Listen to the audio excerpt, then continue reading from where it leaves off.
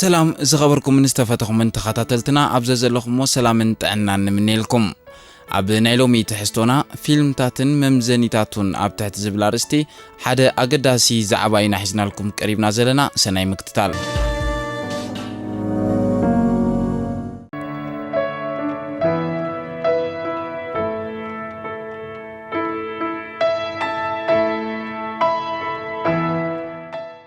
ናይ መዘናግዒ ፊልምታት ብመሰረትቲ ናብ ህዝቢ ክዝርግሕዎ ዝኽእሉ ትሕዝቶታት ደረጃ እንዳተመደበሎም ናብ ዕዳጋታት ከም ዝወርዲ ዝፍለጥ ፊልም ቅድሚ ምዝርግሑ ብቐዳምነት ኣብ ግምት ዝኣቱ ብመንጽር ትሕዝትኡ ብተዓዘብቲ ተቐባልነት ኣለዎ ዶ የብሉን ዝብል ገምጋም እዩ ብመጠን ዕድመ ተዓዘብቲ ድማ ኣብ ህፃናትን ትሕቲ ዕድመ መንስያትን ኣብ ዓበይትን እንዳተጓጃጀለ ትሕዝቶታት ናዕቢ ጾታዊ ምትንኻፍ ምትካኽ ሽጋራን ኣወለፍቲ ቀመማትን ቃላት ጸርፍን ናይ ነውሪ ሓረጋትን ከሂልዎ እንዳተጸንዐ ደረጃ ይወሃቦ ትሕቲ ዕድመ መንስያትን ቆልዑን ክዕዘብዎ ማሕበረሰብን መንግስትን ዘየፍቅዶ እንተኾይኑ ብመሰረት እቲ ዝተዋሃቦ ገምጋም ምልክት ይግበረሉ ንትሕቲ ዕድመ ኩልኩል ዝኾነ ናይ ነውሪ ተግባር ወይ ድማ ቃል ዘለዎ ዓበይቲ ሰባት ክርእይዎ ይኽእሉ እዮም ማለት ኣይኮነን بمسرت تحستو نايت فيلم بزوهاب درجة تعذبتي أقدمهم عينت نايت فيلم بمفلات مريج أمي معراريو كعزبون كحسمون مريج أنايت عميل يخون بقبو تجمجيمو درجة استوهابو فيلم دما ورقة مسكري يقبل مع كنا زيناون بمسرت درجة نايت فيلم ناب هزبي كقربو أنت دعخوينا يوسنا نابنت تعرف زلو فيلم تات بمنجستاوي مع كنا زينا درجة أب كلن هجرات كل كم زخني فلتيو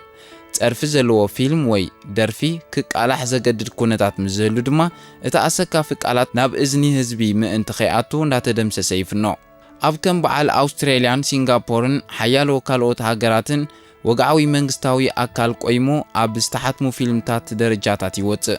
أب قال هاجرات دما حقاوي حدري بستسكما بحتاويان تكالات درجاتات فيلمي وهابيو عقم أدام وي عقم هيوان زبصحة عذابايون نهፃናት كل ዝኾነ ንህፃናት ከይቕርብ ብሕጊ ይኽልከል ልዕሊ ዕድመ ዝኾነ ግና ከምርጩ ይኸውን ካብ ስነ ምግባር ወፃእ ዝኾነ ህዝቢ ዘሰክፍ ደርፊ ወይ ፊልም ግና ኣብ ሓያሎ ሃገራት ደረጃ ከይተዋሃቦ ክኽልከል ይከኣል እዩ ደረጃ ፊልምታት ንምውሳን ዝበቅዕ መለክዒታት ካብ ሃገር ናብ ሃገር ዝፈላለ እኳ እንተኾነ ህፃናት ክዕዘብዎ ዘይግባእ ፊልምታት ኣብ ምውሳን ግን ናይ ሓባር ራእያታት እዩ ዘሎ ኣብ ሕብራት መንግስታት ኣሜሪካ ብርቱዕ ትሕዝቶ ጾታዊ ምትንኻፍ ዘለዎ ፊልም ብዘይካ ዓበይቲ ካልኦት ክርእይዎ ዝኽልክል ሕጊ ኣሎ ኣብ በዓል ጀርመንን ፈረንሳን ግና ጾታዊ ትሕዝቶ ዘለዎ ፊልም ከምቲ ናይ ኣሜሪካ ብዙሕ ቀይድታት የብሉን ምናልባት ንምእማን የጸግመና ይኸውን እዩ ብሰንኪ ቲቪ ኣብ ገዝኦም ዘይብሎም ኤውሮጳውያን ከም ዘለው ሰሚዕና ዶ ንኸውን ብኣንጻሩ ድማ ኣብ ጀርመንን ፊንላንድን ትሕዝቶ ምቅትታልን ናዕብን ዘለዎ ፊልምታት ናይ ደረጃ ምልክታት ከም ዘለዎን ክሳብ ምእጋድ እውን ከም ዝበጽሕ ይፍለጥ ናዕቢ ዘለዎ ፊልም ዝእግዳ ወይ ደረጃ ዘውጻሉ ሃገራት እቲ ፊልም ኣብ ሓቀኛ ታሪኽ ዝተመርኮሰን ኣስተምሃርን እንተኾይኑ ወይ ድማ ልቢ ወለዳዊ ናይ ፈጠራ እንተዳ ኮይኑ ብምርኣይ ፈቕዳ ወይ ናይ ሓደገኛ ምልክት ኤክስ ይገብራሉ ወይ እውን ደረጃ ዘመልክት ሕብሪ ይገብራሉ ከም ኣብነት ሓያሎ ሃገራት ዝጥቀማሉ ኣገባብ ኣሎ ካብዚ ወፃእ ዝጥቀማ ድማ كم زوجو ممرحي حبري وي ملكت كغير يخلع حساس حملاي ناشت قلعو استمدبه وصو حملاي كلهم عدم كري وزغلو بيجا ولدي انداردقوم قلعو خزبو وزغلو عرانشوني ناشت قلعو انت زي تعذبو وزمرت كيح نعبيت سبات استمدبه خوينو بتحتاتون كعذبو يخلو بناوي بعدمه عبيت نزغون سبات رايز تمدبه تسلم نبصحታት ጥራይ ዝተወሰነ ሊላ ድማ ደረጃ ዘይተዋሃቦ ጥሪሹ ዝተኸልከለዩ እዚ ማለት ግና እቲ ንዓበይቲ ወይ በጽሕታት ዝተመደበ ግድን ክርእይዎ ይኽእሉ ማለት ኣይኮነን ናይ ኩሉ ሰብ ሕልና ክቕበሎ ዘይክእል ትሕዝቶ ኣለዎ ማለት እዩ እንተ ተራእዩ ግን ብዓበይቲ ይርአ እምበር ትሕቲ ዕድመ ክዕዘብዎ የብሉን ይዘረድእ ስለዚ እቲ ብጋህዲ ናይ ሕፍረት ተግባራት ዘርኢ ፊልምታት ሕልንኡ ዘይከበሮ ሰብ ብፍታው ክርእዮ ይኽእል ማለት ክኸውን እንከሎ ትሕቲ ዕድመ ግና ጠሪሾም ዘይቀርብዎ ማለት እዩ ከም ካልእ ኣብነት ብጫ ምልክት እንተዳ ወሲድና ወለድን ህፃናትን ብሓንሳብ ዝርእይዎ ኣሰካፊ ትርኢት ዘይብሉ ፊልም ማለት እዩ ኣብዚ ወለዲ ምስ ደቆም ዝርእይዎ ፊልም ባህሊ ምዕራባውያን ሰብኣይን ሰበይትን ኣፍ ንኣፍ ኣጋጢሞም ንደቃይቕ ክሰዓሙ ይረኣዩ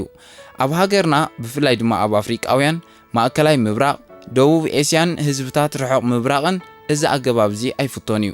ናይ ፍቶት ምስዕዓም ኣብ ምዕጉርቲ ወይ ኣብ ከንፈር እንተኾይኑ እውን ደረቕን ሓፂርን እዩ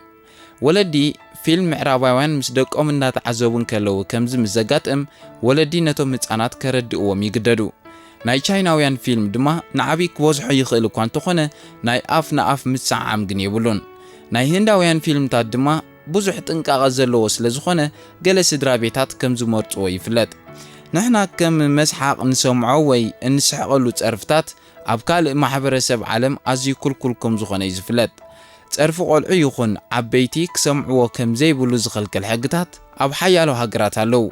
ብገበናዊ ሕጊ እውን የቕፅዕ እዩ ፀርፊ ብሕታዊ ናይ ውልቀ ሰብ ልምዲ እምበር ብመራኸቢ ብዙሃን ክቃላሕ ኣብ እዝኒ ህፃናት ክኣቱ ከም ዘይብሉ ዝጉስጉሱ ወገናት ብዙሕ ስነ ኣእምራዊ መዘዝ ከም ዘለዎ እዮም ዝሕብሩ ሓደ ተፃራፊ ኮሜድያን ኣብ ምልእቲ ሃገር ዘለዉ ቆልዑ ብናቱ ባህሪ ቀሪፁ ተፃረፍቲ ወለዶ ከፍሪ ከም ዝኽእል ክኢላታት የረድኡ ቆልዓ ፀርፊ ክለማመድ እንከሎ ትዕቢትን ምንሻውን ይመሃር ከም ዘሎ እዩ ዝግለጽ ሰብ ምንዓቕ ምጽላእን ይለማመድ ከም ዘሎ እውን የረድእ ካብ ቁልዕነት በዛ ኣሉታዊ ስምዒታት ተቓንዩ ዝዓበየ ሰብ ምስ ካልእ ህዝቢ ተሳኒዩ ክኸይድ የጸጉሞ ምስ ትዕቢተኛ ዝፋቶ ወይ ዝዓርኽ ጥዑይ ሰብ ስለዘየለ ኣብ መጻኢ ህይወቱ ምስ ሰብ ስኒት ዘይብሉን ተጎስዩ ከም ዝነብርን ክኢላታት ስነ ኣእምሮ የረድኡ ፊልም ኣብ ምዝንጋዕ ጥራይ ዘተኮረ ኣይኮነን ባህልን ወግዕን ስርዓትን ልምድን ሃገር ክንዕቅበሉ ወይ ከነመሓላልፈሉ ንኽእል ኢና ኣስተምህሮን ኣፍልጦን ኣገዳሲ ተርእዮታትን ዝርግሓሉ ብምዕሩይ ስነ ጥበብ ዝተዋደደ ፊልም ስነ ኣእምሮ ተዓዘብቲ ዘሐድስን ኣብ ማሕበረሰብ ሰናይ ሃዋህው ዘስርፅን ኮይኑ ከገልግል ይኽእል ክንዩ እውን እቲ ብተዓዘብቲ እናተረኣየ ዝፈጥሮ መዘናግዒ ዘመሓላልፎ ሃናፅ መልእኽቲ ኣብ ህዝቢ ዝሰርፅ ነባሪ ኣስተምህሮ እዩ ዝገድፍ ፊልም ሕማቕ ወይ ጽቡቕ ኣስተምህሮ ክዝርግሕ ዝለዓለ ተኽእሎ ኣለዎ ኩሉ ድማ ብመንፅር ተዓዛባይ ተዛማዲ ስለ ዝኾነ ትሕዝቶት ፊልም ተዓዛባይ ገና ከይተዓዘቦ እንከሎ ክፈልጦ የድሊ ልዕሊ ዕድመ ዝኾነ ፈትዩ ከኣትዎ ትሕቲ ዕድመ ዝኾነ ግን ኣብ ትሕቲ ወለዲ ስለ ዝነብር ወይ ብወለዲ እንዳተሓገዘ ክሪኦ ወይ ክኽልከል ኣለዎ ነውሪ ዘለዎም ፊልምታት ጥራይ ኣይኮኑን ህፃናት ዝእገዱ ዓበይቲ ብፍታዎም ክርእይዎም ዝኽእሉ ሓደገኛ ምርኢታት ዘለዎም ፊልምታት እውን ናይ መጠንቀቕታ መሰነይታ ይግበረሎም ማለት እዩ ኣብ ሃገራት ማእከላይ ምብራቕ ዝረአ ናይ ዓረብ ተኸታታሊ ፊልም ማለት ሙሰልሰል ብመብዛሕትኡ ኣብ ቤተሰባዊ ዝምድናታትን ሓዳርን ዝምልከት ትሕዝቶታት እዩ ዘለዎ ሃየስትን ክኢላታት ማሕበራዊ ናብራን እዚ ተኸታታሊ ፊልምታት ዝዕዘቦ ዘሎ ስድራ ቤታዊ ምፍሕፋሕ ቀሊል ከም ዘይኮነ እዮም ዝገልጹ ኣብ ቀረባ ግዜ ሓደ ዓረባዊ ክኢላ ብቲቪ ኣብ ዝሃቦ ቃለ መሕተት ብሰንኪ ፊልምታት ፍትሕ ኣዝዩ እንዳተጋደደ ከም ዝመፀ ብምሕባር ኣብ ትሕዝቶታት ፊልም ገለ ፍታሕ ክግበር ምሕፅንታ መሓላሊፉ ነይሩ ካብ ቁልዕነት ክሳብ ዕቤት ቆይቁን ጎንፅን ሓዳር ዝመልኦ ፊልምታት እንዳረኣየት ዝዓበየት ጓል ኣንስተይቲ ዳሕራይ ኣብ ሓዳራ እቲ ደግሞ ተዓሊም ዶ ኣይኮነትን ሒዛ ተዓቢ ዘላ ብምባል እቲ ክኢላ ማሕበራዊ ናብራ ይሓትት ፊልም ብባህሪ ደራስን ተዋሳእትን ብዝኣመኑሉ ነገር ወገናውነት ኣለዎ ኣብ ሓደ ዕላማ ሻራ ዘይብሉ ፊልም የለን ከሕልፎ ዝድለ መልእኽቲ ኣብ ህዝቢ ከስርጾ ዝደሊ ኣፍልጦን ሓሳብን ሒዙ ዝብገስ እዚ ድማ ጊግ ኣይኮነን ተዓዛባይ ይቀበሎ ይንፀጎ ግን ንትሕዝቶት ፊልም ዝምልከት ሓበሬታ ኣቐዲሙ ክፍለጥ ይግባእ ህንዲ ዓመታዊ ልዕሊ 600 መዘናግዒ ፊልምታት ከም እትዝርግሕ እዩ ዝንገር ብሚልዮናት ዝቑፀሩ ተዓዘብቲ ድማ ኣለውዋ ናይ ህንዲ ፊልም ብጥበብ ኣቀራርፃን ብውሕልነት ተዋሳእትን ምስ ቴክኖሎጂ ማዕቢሉ ይኸውን እዩ ኣብ ዝሓለፈ 50 ዓመታት ዘይቀየሮ ንመጻኢ ግዜ እውን ዘይቀይሮ ዝመስል ትሕዝቶታት እውን ኣለዎ ባህሎም እምበር ናይ ካልእ ሃገር ወይ ጎረቤት ቀዲሖም ኣይቃልሑን እዮም ተዓዛባይ ይቀበሎ ይንፀጎ ኪንዮ ህንዳውነት ከንፀባርቕዎ ዝደልዩ ናይ ካልእ ሃገር ባህሊ ኣብ ፊልምታቶም ኣይረአን እዩ እዚ ልምዲ እዚ ኣብ ሙሉእ ዓለም ተፈታውነትን ክብረትን ኣፍሪሎም ኣሎ ሃገሮም ምስ ካልእ ህዝብታት ዓለም ዘላሊ ኣጋጣሚ እውን ስለ ዝገብርዎ ብብዝሒ በጻሕቲ ሃገር ኣብ ዓለም ካብተን ቀዳሞት ዝስራዕ ሃገር እያ ፊልም መንነት ህዝብን ሃገርን ዘላሊ መሳርሒ ክንብሎ ንኽእል ኢና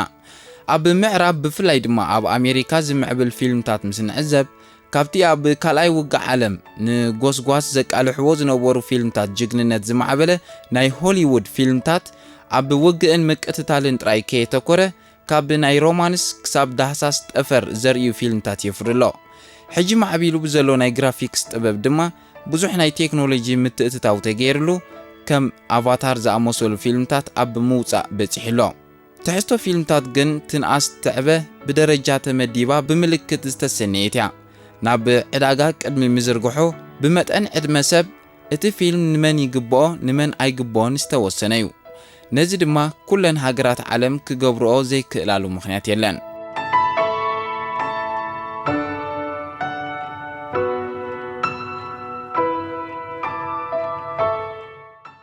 ዝኸበርኩም ተኸታተልትና ፊልምታትን መምዘኒታቱን ኣብ ትሕቲ ዝብል ኣርእስቲ ኣስተምህራዊ መደብ ነዚ ክትከታተልዎ ፀንሓኩም ይመስል ስለምክትታልኩም ነመስግን ኣብ ዝመጽእ ብፍልይ ዝበለ ትሕዝቶ ክንራኸብ ኢና ክሳብ ሽዑ ግን ሰሰናዩ